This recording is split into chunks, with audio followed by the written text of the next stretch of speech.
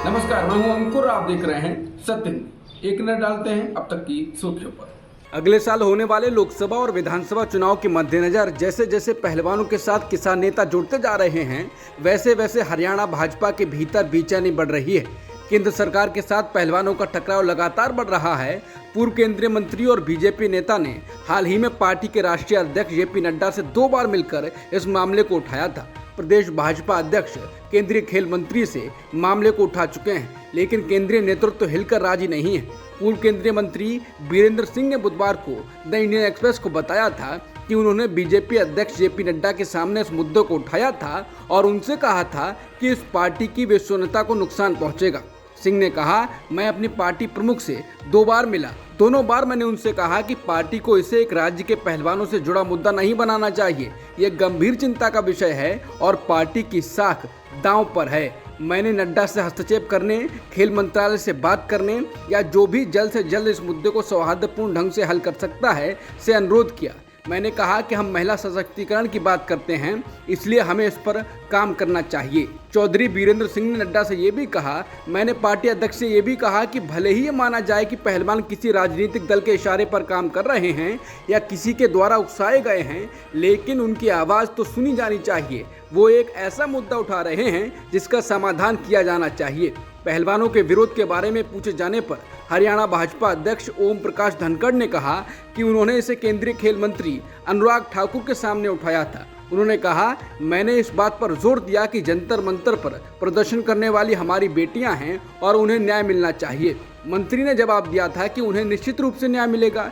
एक अन्य बीजेपी नेता ने स्वीकार किया कि इस मामले पर पार्टी की चुप्पी का उल्टा असर हो सकता है। उन्होंने कहा, कुछ ऐसे मुद्दे हैं जिनसे ऊपर पार्टी की नीतियों से निपटने की जरूरत है। न केवल अपने मन की बात कहने का साहस होना चाहिए, बल्कि जमीनी हकीकत को सुनने और समझने का भी साहस होना चाहिए। विरोध के पीछे कारण जो भी हो, तार्किक निष्कर्ष पर पहुंचने में देरी से जमीनी धारणा बदल जाएगी। बता दें, हरियाणा के मुख्यमंत्री मनोहर लाल खट्टर के जनसंवाद कार्यक्रम में विरोध का सामना करने से भाजपा पहले से ही घबराई हुई है। कुछ मौकों पर खट्टर अपना आपा भी खो बैठे हैं। हाल ही में महेंद्रगढ़ के गांव में उनका घेराव तक किया गया। जिस घर में सीएम रुके हुए थे, प्रदर्शनकारियों ने उस घर को घेर लिया था। कुश्ती महासंघ के प्रमुख और भाजपा सांसद ब्रजभूषण शरण सिंह के खिलाफ पहलवानों के प्रदर्शन पर हरियाणा बीजेपी नेताओं ने माना है कि इस मामले में पार्टी की चुप्पी का उसको खामियाजा भुगतना पड़ सकता है। भाजपा में बेचैनी बढ़ती जा रही है। राज्य के ज्यादातर भाजपा नेता इस मामले पर चुप हैं और कुछ ही ऐसे हैं जिन्होंने सामने आकर पहलवानों के न्याय की मांग का खुले तौर पर समर्थन किया है। द इंडियन एक्सप्रेस की एक रिपोर्ट के मुताबिक राज्य के एक भाजपा नेता ने माना कि इस मामले पर चुप रहना पार्टी को भारी पड़ सकता है। बीजेपी नेता ने कहा कि कुछ ऐसे मुद्दे हैं जिन्हें पार्टी की नीतियों के तहत निपटाने की जरूरत है। उन्होंने आगे कहा कि हर किसी में अपने मन की बात को कहने की सिर्फ हिम्मत ही नहीं होनी चाहिए, बल्कि जमीनी स्तर के मुद्दों और सच्चाई को सुनना समझना भी चाहिए। किसानों के एक शक्तिशाली समूह ने आज गुरुवार को उत्तर प्रदेश के मुजफ्फरनगर जिले के सोरम कस्बे में एक बड़ी बैठक बुलाई है। हालांकि संयुक्त किसान मोर्चा ने भी आज देश भर में प्रदर्शन का ऐलान किया है। सोरम चौपाल के पीछे भारतीय किसान यूनियन के अध्यक्ष नरेश टिकैत का दिमाग है। पहलवान जब मंगलवार को हरिद्वार में गंगा में अपने मेडल प्रवाहित करने गए थे, तो वहां नरेश टिकैत ने उन्हें ऐसा करने से रोक दिया था और मेडल अपने पास रख लिए थे। नरेश टिकैत ने पहलवानों से 5 दिन का समय मांगा है और उसके बाद इस मुद्दे पर आर पार की लड़ाई लड़ने की बात कही है। एनडीटीवी की रिपोर्ट के मुताबिक पश्चिमी यूपी में सोरम चौपाल मात्र शीर्ष पहलवानों के विरोध प्रदर्शन को कुचलने के मुद्दे पर बुलाई गई है। पश्चिमी यूपी में सोरम को सभी खापों का मुख्यालय कहा जाता है। राहुल गांधी ने अमेरिका में स्टैनफोर्ड यूनिवर्सिटी में एक कार्यक्रम में हिस्सा लिया और संबोधन दिया। इस दौरान उन्होंने पीएम मोदी को भी निशाने पर लिया और तंज भी कसा। उन्होंने कहा कि मैं जानता हूं कि मेरा फोन टैप किया जाता है।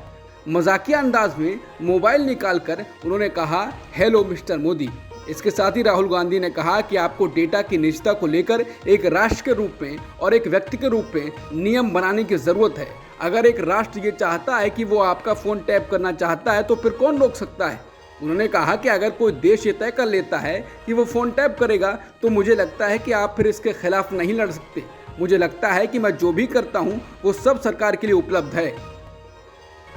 राहुल गांधी स्टैनफोर्ड यूनिवर्सिटी पहुंचे। यहां उन्होंने छात्रों से कहा कि भारत में लोकतंत्र को लेकर जंग छिड़ी हुई है।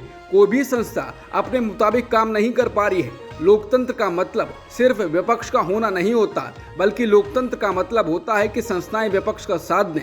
लेकिन हमारे देश में संस्थाएं किसी और के हाथ में हैं। स्टैनफोर्ड यूनिवर्सिटी में राहुल ने अपनी संसदीय जाने पर कहा कि 2004 में राजनीति में आया था, तब मैंने ये नहीं सोचा था कि कुछ बोलने भर से सांसदी जा सकती है। मैं शायद पहला इंसान हूं जिसे अवमानना की इतनी बड़ी सजा मिली है, लेकिन अब मुझे लगता है कि संसद में बैठे रहने के मुकाबले अब ज़्यादा मौके मिलेंगे। राहुल ने कहा कि लोकतंत्र में संस्थाओं को खतरे में देखकर हमने भारत जोड़ो यात्रा की शुरुआत की थी। अमेरिका में राहुल गांधी के भाषण से बीजेपी बौखलाई हुई है। बीजेपी नेता और केंद्रीय मंत्री अनुराग ठाकुर ने एक बार फिर राहुल की निंदा की। उन्होंने मुंबई में सिद्धिविनायक मंदिर में दर्शन के बाद कहा कि वो मोदी जी को निशाना नहीं बनाते हैं, बल्कि भारत को ही अपमानित करने का काम करते हैं। दुनिया भारत में उम्मीद देखती है, दुनिया भारत में ग्रोथ देखती है, दुनिया भारत के नेतृत्व में अपना विश्वास व्यक्त करती है। राहुल गांधी पर बीजेपी नेता रविशंकर प्रसाद भी हमलावर दिखे हैं। पूर्व केंद्रीय मंत्री रविशंकर प्रसाद ने एक प्रेस वार्ता में कहा कि राहुल गांधी नरेंद्र मोदी की लोकप्रियता को स्वीकार नहीं कर पा रहे हैं, इसीलिए ऐसा बोलते हैं। उन्होंने कहा कि राहुल गांधी की बात क्या हिंदुस्तान में नहीं सुनी जाती है, जो विदेश जाकर उन्हें भारत की आलोचना करते हैं। प्रसाद ने कहा कि भारत की प्रतिभा को बदनाम करना राहुल गांधी ने अपना लक्ष्य बना रखा है। ये कोई नई बात नहीं है। जो लंदन में कहा, सिंगापुर में कहा, जर्मनी में कहा, वही वो अमेरिका में कह रहे हैं। राजस्थान में बुधवार देर रात मुख्यमंत्री अशोक गहलोत ने बिजली के बिल कम करने की घोषणा करते हुए 100 यूनिट बिजली तक लोगों को टैरिफ माफ कर दिया है और उससे आगे जो बिल आएगा वो भरना पड़ेगा। उन्होंने लिखा, 100 यूनिट प्रति माह तक बिजली उपभोग वालों का बिजली बिल शून्य होगा।